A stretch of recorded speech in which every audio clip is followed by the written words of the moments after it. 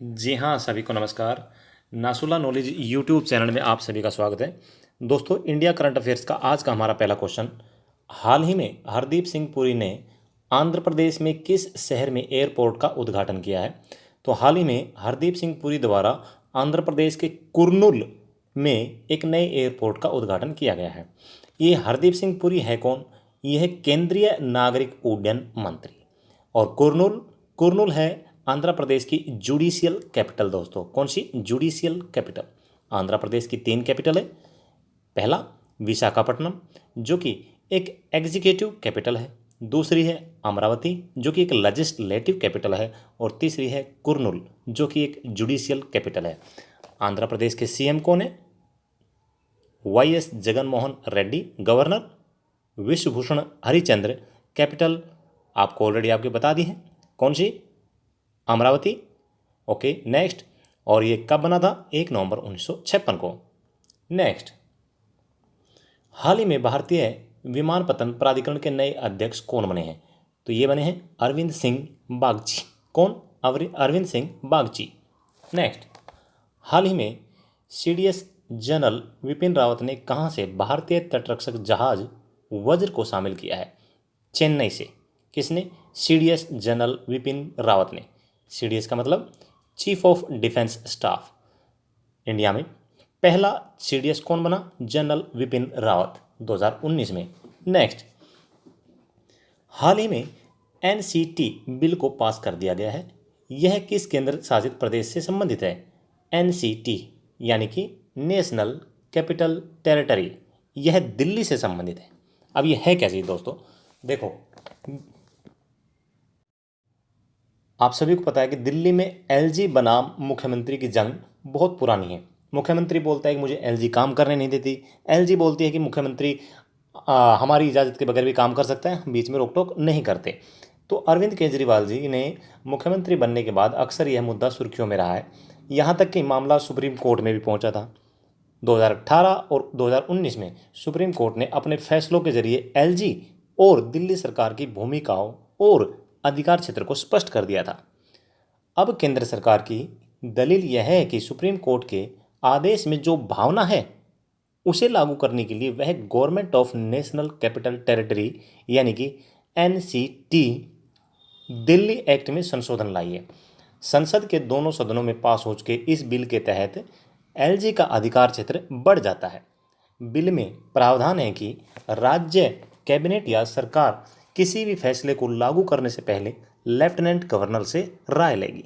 Okay, यानी कि centre की गवर्नमेंट, अरविंद केजरीवाल की गवर्नमेंट कोई भी अगर नियम बनाती है उससे पहले लेफ्टिनेंट गवर्नर से इजाज़त लेगी। और ये लेफ्टिनेंट गवर्नर कौन है? दिल्ली के गवर्नर कौन है? अनिल बैजल जी। नेक्स्ट, हाल ही में 2020 के व्यास पुरस्कार की घोषणा हुई है। निम्न में से कौन सा कथन सत्य है? ये चारों के चारों सत्य हैं। पहला, 2020 का पुरस्कार हिंदी लेखक शरद पगारे को उनके उपन्यास पाटलिपुत्र की साम्राज्ञी के लिए मिला है। बिल्कुल सही है।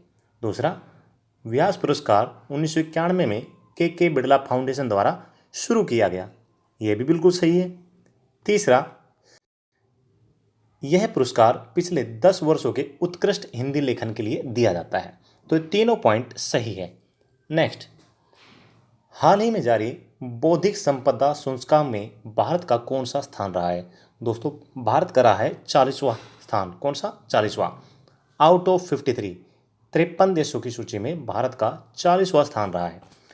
ये US chamber of commerce global innovation policy centre द्वारा जारी की जाती है। ओके, देखिए, विश्व बौद्धिक संपदा संगठन का मुख्यालय कहाँ है? जेनेवा में। कहाँ? स्विट्जरलैंड में।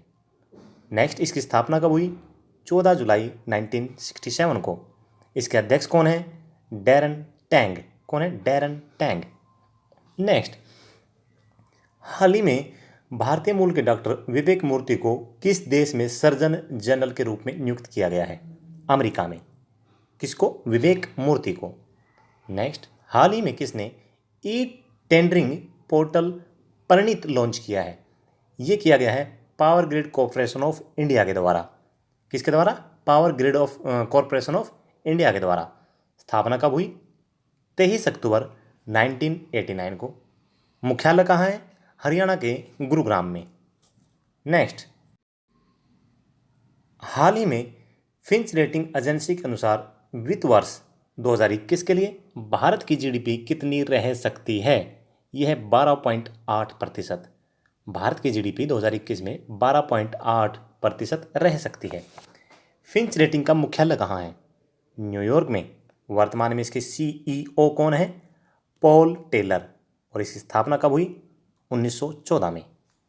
नेक्स्ट, हाल ही में किसने महाराष्ट्र भूषण पुरस्कार 2020 से सम्मानित किया गया है? तो ये किया गया है आशा भोसले जी को। सिंगर है, आशा भोसले जी को 2020 का महाराष्ट्र भूषण पुरस्कार दिया गया है। नेक्स्ट, रक्षा अनुसंधान एवं विकास संगठन ने किस एंटी सैटेलाइट मिसाइल का सफलतापूर्वक परीक्षण किया है? दोस्तों, इस मिसाइल का नाम है मिशन शक्ति मिसाइल। कौन सी? मिशन शक्ति मिसाइल। नेक्स्ट, अमेरिकी राष्ट्रपति जो बाइडेन ने वैश्विक जलवायु चर्चा के लिए प्रधानमंत्री नरेंद्र मोदी सहित कितने देशों के नेताओं को आमंत्रित किया है? 40 देशों के। कितने? 40 देशों के नेताओं को आमंत्रित किया है। नेक्स्ट, महिंद्रा एंड महिंद्रा ने किसे अपना नया प्रबंध निदेशक एंड सीईओ नियुक्त किया है? ये क्या है? अनीश शाह को। किसको? अनीश शाह। नेक्स्ट, 27 मार्च को विश्व भर में किस दिवस के रूप में मनाया जा रहा है? दोस्तों, ये मनाया जाता है विश्व रंगमंच दिवस के रूप में। कौन सा? विश्व रंगमंच दिवस के रूप में। इसके बारे में थोड़ा सा पढ़ लेते हैं। जब सिनेमा नहीं हुआ करता था तब लोगों के मनोरंजन का साधन रंगमंच हुआ करता था, यानी कि स्टेज शो। आज सिनेमा ने अपनी शाखाओं को बड़ी कुशलता से फैला लिया है, लेकिन आज भी एक तबका ऐसा है जिसके लिए रंगमंच पूजनीय है, क्योंकि इनका मानना है कि रंगमंच न सिर्फ मनोरंजन का साधन है, बल्कि ये लोगों को सामाजिक और भावात्मक रूप से जगाने का साधन भी है। रंगमंच सीखने वाला कलाकार बनने के साथ ही एक अच्छा इंसान भी बनता है। नाटक कलाकार और दर्शक दोनों के मन में अपनी अलग छाप छोड़ता है। नाटक की इस विद्या को जीवित रखने के लिए और सामाजिक मुद्दों पर जागरूकता फैलाने के लिए विश्व रंगमंच दिवस मनाया जाता है। दोस्तों, यहाँ पर जो हमारा आज का करंट अफेयर समाप्त होता है। उम्मीद है आपको पसंद आया होगा। Okay, thank you. जय हिंद, जय भारत, वंदे मातरम। आपका दिन शुभ रहे।